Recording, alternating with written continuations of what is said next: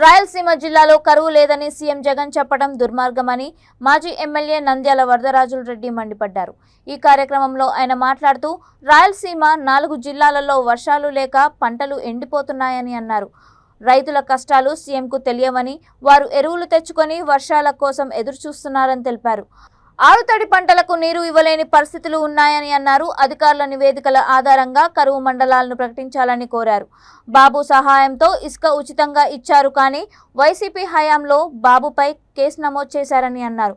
ప్రభుత్వం వేల కోట్ల రూపాయల ఇసుక రీచ్పై అక్రమంగా తమిళనాడు, కర్ణాటక తరలిస్తున్నారని, భవన నిర్మాణ కార్మికులకు పనులు లేక ఇబ్బందులు పడుతున్నారని వరదరాజుల రెడ్డి ఆరోపించారు. అనంతపురం జిల్లా పర్యటన సందర్భంగా ఏదో కొద్ది కరువు మాత్రమే ఉంది, కరువు జాడలంత పెద్దగా కనపడేటంత లేవని చెప్పడం అనేది చాలా దుర్మార్గమైన చర్య. రాయలసీమలో 4 జిల్లాలు పూర్తిగా కరువుతో వేసిన పంటలన్నీ కూడా ఎండిపోతున్నాయి. శనగ పంట వేసేదానికి రైతులందరూ లక్షల ఎకరాల్లో బీళ్లు పెట్టుకొని దాంట్లో సతవులు ఎత్తుకొని ఇప్పటి వరకు వర్షం వస్తే విత్తనం వేయాలనే ఆకాశాన్ని ఎదురు చూస్తూ ఉంటే నేను అనుకునేంత కరువు లేదు అని చెప్పి చాలా దుర్మార్గంగా మాట్లాడుతున్నాడు. అసలు రైతు ఇబ్బందులు ఏంటి, రైతు యొక్క కష్టాలు ఏమిటి అనేది ఇతనికి తెలిసే ముఖ్యమంత్రి కాదు మన జగన్మోహన్ రెడ్డి గారు.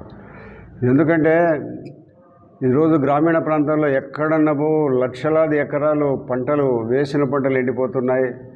వేయాల్సిన పంటలకు కొంచెం ఫాస్ఫేట్లు ఇవన్నీ ఎత్తుకొని ఎదురు చూస్తున్నారు. ఏదో రైతులందరూ ఆలోచన ఏముండిందంటే ఏదో పెత్తల అమాసకైనా వర్షం వస్తుంది, లేదా దసరాకైనా అయినా వర్షాలు వస్తుందని ఒక ఆలోచనతో అందరూ ముందు విత్తనాలు వేసేదానికి అందరూ ప్రిపేర్గా పొలాలన్నీ రెడీగా చేసుకొని అన్ని రకాల దాంట్లో ఫాస్ఫేట్ ఎరువులు ఇవన్నీ ఎత్తుకొని వాళ్ళు వెయిట్ చేస్తూ ఉంటే వర్షమే రాలే. దాదాపు 2 నెలలు అయింది వర్షం పడక. వేసిన పంటలన్నీ ఎండిపోతున్నాయి. దాంట్లోకేమి నీళ్ళు అవకాశం ఉండబడిన కేసీ కెనాలు, చేపాడు కెనాలు కూడా వేసుకోండి, మీకు ఆరుతడి పంటలకు నీళ్ళు ఇస్తామని చెప్పిన అధికారులు కూడా ఆరుతడి పంటలకు కూడా నీళ్ళు ఇవ్వలేని పరిస్థితిలో ఉన్నారు. ఏమంటే శ్రీశైలం నుంచి వాటర్ లేదు కాబట్టి మేము లేకుండా ఉండమని వాళ్ళు చెప్తున్నారు. ఈ మాదిరిగా పూర్తి కరువుగా దుర్భిక్ష పరిస్థితులు ఏర్పడి వలసలు పోయే పరిస్థితి ఉండబడినా కూడా ఇప్పటికి కూడా ఆయన కరువులు ఏం లేదు, అంత పెద్ద కరువు కాదని మాట్లాడుతున్నాయంటే ఆయనకేమన్నా మేమైతే ఈ కాపోళ్ళ కుటుంబాలలో తను పుట్టినాడా లేదా, కాపోడైంటే కనీసము ఇటువంటి వర్షం లేదనే పరిస్థితి చెప్పిండేవాడు కాదు.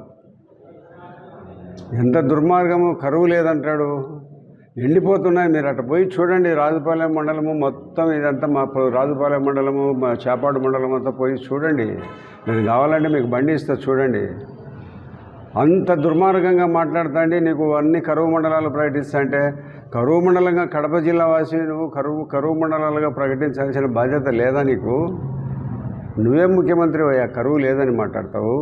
కళ్ళకు కనపడినట్టు కరువు కనపడతా ఉంటే, విత్తనాలు లేక పైర్లు లేకుండా ఉంటే ఇంత దుర్మార్గమైన ముఖ్యమంత్రి ఎవరు లేరు.